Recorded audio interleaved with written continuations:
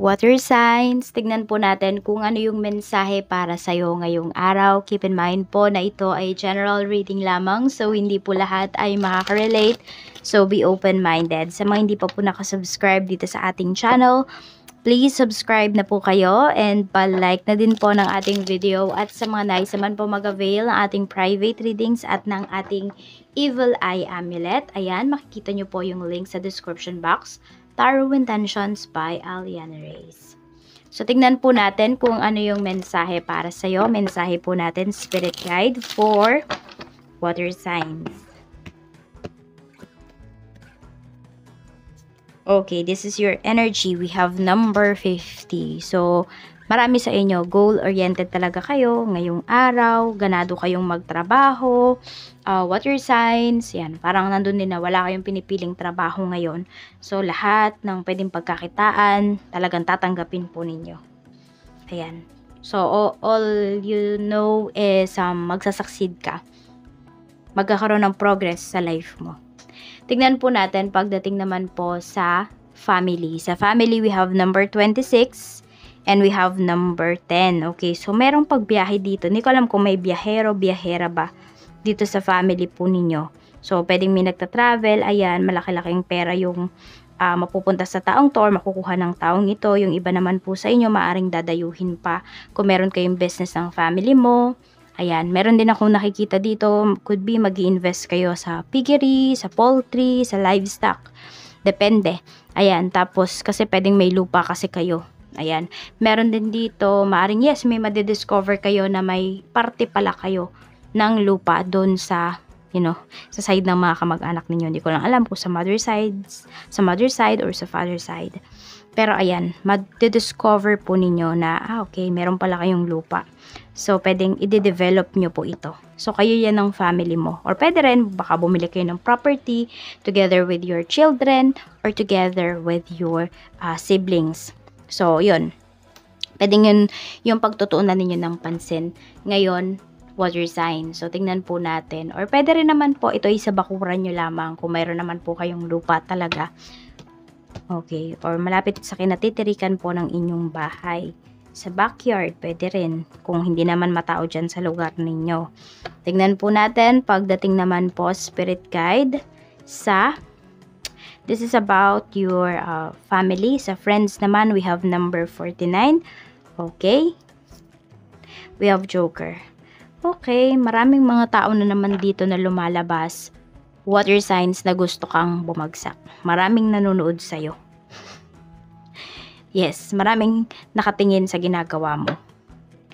Siguro yung iba sa inyo, nagsisimula pa lang kayo ulit. Ituloy-tuloy mo lang yan. Huwag mo nang pansinin itong mga ito. Mga kaibigan mo to pero hindi maganda yung intention nila sa'yo.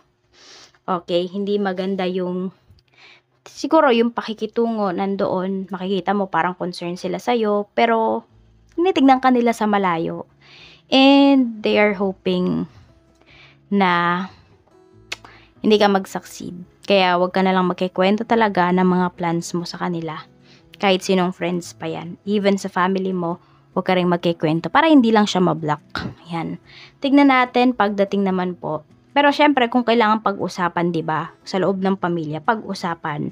Pero wag mo nang idama yung mga kaibigan mo sa pagsasabi sa kanila ng mga plans mo.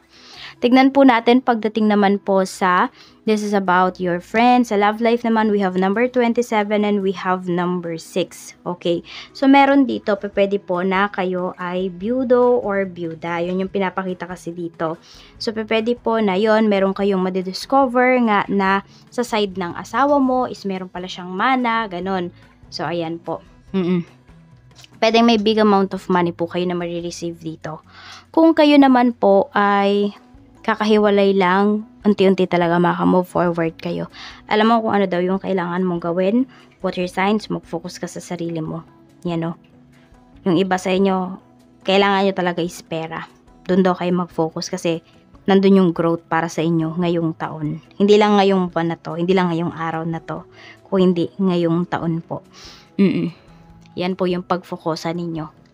Tingnan naman natin, pagdating naman po sa inyong, kaya, yung iba sa inyo, kung meron naman po palang nanuloko sa inyo, regarding your finances dito sa relasyon, madidiscover nyo po yan.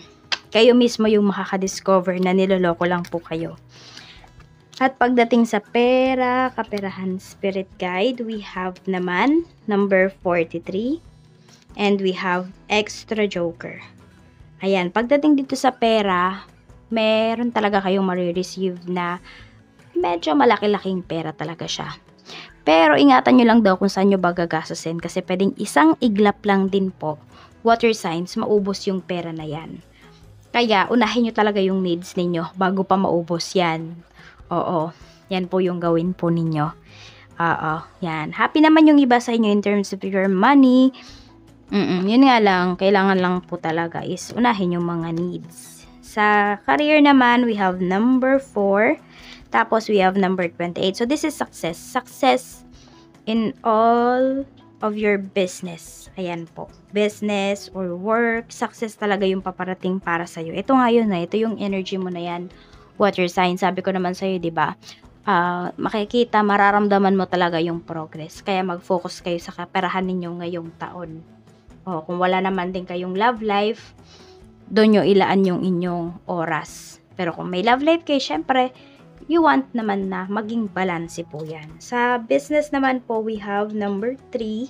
So, meron dito, maaring yung business po ninyo is nasa bahay lamang. So, mga home-based business. Ayan po. Okay na okay po yan sa inyo. Tapos, pinapakita lang dito yung iba sa inyo. Could be may mga deliveries kayo.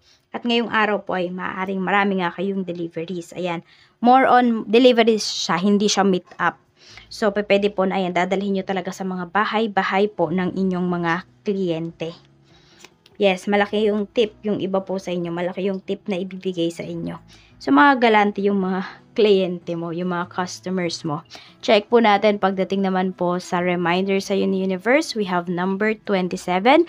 So, ang reminder sa ni universe is yun nga, dahil maraming ang naiinggit sa'yo dito, sinasabi ng iba sa inyo, naku, wala naman pong kainggit-inggit sa akin, hindi natin talaga yan masasabi. Iba yung nakikita nila, ay, diba? At least nakikita nila na, ayun, ganun. Yun nga lang kasi, masama lang, naiinggit sila. Alam mo yun, valuable ka pa rin. Kasi naiinggit sila sa'yo, diba? Pinag-aaksayahan ka nila ng oras, you know. Pero yun nga, mag-iingat kayo. At, maging vigilant kayo sa inyong mga kilos. Sabi ko nga dito kanina, hindi nyo na kailangang ipaalam pa yan. Huwag nyo talagang ipapaalam, okay? Kasi ang mangyayari, makikita ninyo, puro delay, puro postponement yung mangyayari sa life po ninyo. Kapag shinare ninyo yung mga plans ninyo towards sa ibang tao. Oo. Tapos meron din dito, baka may makaaway pa po kayo. Ayan. Ingat din kayo ha pagdating dito sa relationship ninyo. Balance po talaga. Yun yung sinasabi. At ito po yung inyong lucky numbers. We have number 25, 50, 14, 4, 43, and we have number 3. Yan lamang po. Maraming salamat. Water signs, mag-iingat ka always, and more blessings to come. Bye-bye!